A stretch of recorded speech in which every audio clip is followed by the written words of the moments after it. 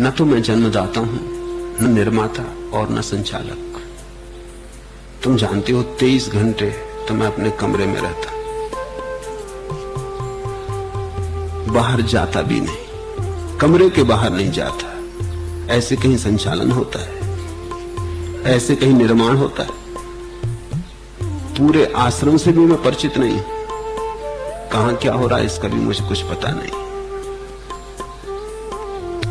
आश्रम के सब मकान भी मैंने नहीं देखे। ऐसे कहीं निर्माण होता है? नहीं, मैं निर्माता नहीं हूं, न जन्मदाता हूं और न संचालक हूं। मैं हूं ही नहीं, ज्यादा से ज्यादा बहाना। और इसे स्मरण रखना कि ये मेरा आश्रम नहीं है, और ऐसा मैं चाहता हूं कि यह आश्रम किसी का भी ना हो, ये परमात्मा का ही हो, वही चलाए। मेरा उपयोग कर ले, तुम्हारा उपयोग कर ले, लेकिन हम निमित्त से ज्यादा ना हो।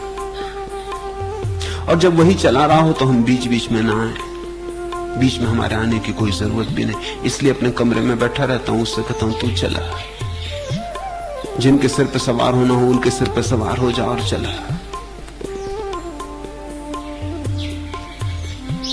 मैं कोई करता नहीं हूं,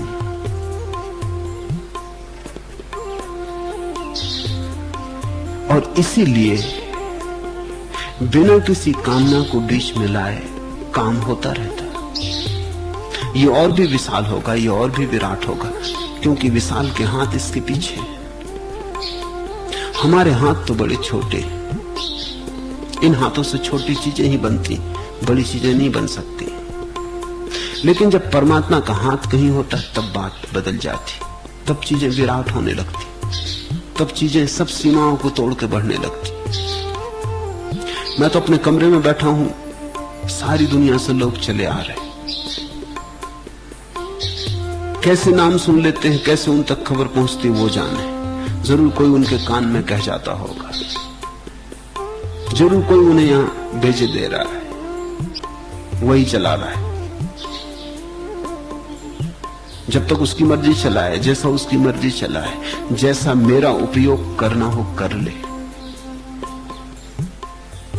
इसलिए निश्चिंत हूं, इसलिए जो होता ठीक, जो नहीं होता वो भी ठीक, उसकी कोई हिसाब किताब भी नहीं रखता हूं।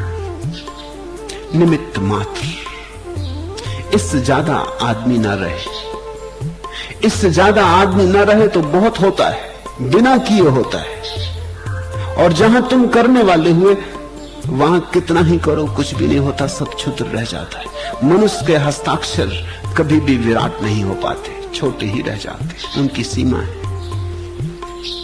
और जिस दिन से मैंने ऐसा जाना कि तुम अपने को छोड़ सकते हो, प्रभु सब करता है, उस दिन से जीवन में एक अलग ही रस आ गया। मेरा तो उसूल छोटा सा है, बांस के कुंज में बैठो और चाय पियो। जैसे चीन के पुराने संत जीते थे वैसे निश्चिंत जियो। देवता की राह हिंसा नहीं, अहिंसा की राह है। वे इंद्रियों से लड़ते नहीं, पुचकार कर उन्हें पास बुलाते। देवता के पास पीपल की छाया होती, वे छाया में इंद्रियों को प्रेम से सुलाते। लेकिन प्रेत कहता है जीवन से युद्ध करो, मारो मारो, इंद्रियों को मारो और अपने को शुद्ध करो। मैं कहता हूं बांस के कुंज में बैठो और चाय पियो। जैसे चीन के पुराने संत जीते थे वैसे निश्चिंत जियो। हिंसा नहीं, आक्रमण नहीं, कुछ करने की योजना में हिंसा है, आक्रमण है। सब आक्रमण छोड़ो, अनाक्रामक।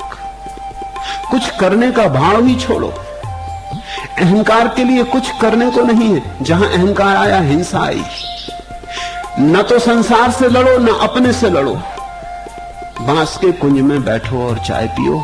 जैसे चीन के पुराने संत जीते थे वैसे निश्चिंत जियो।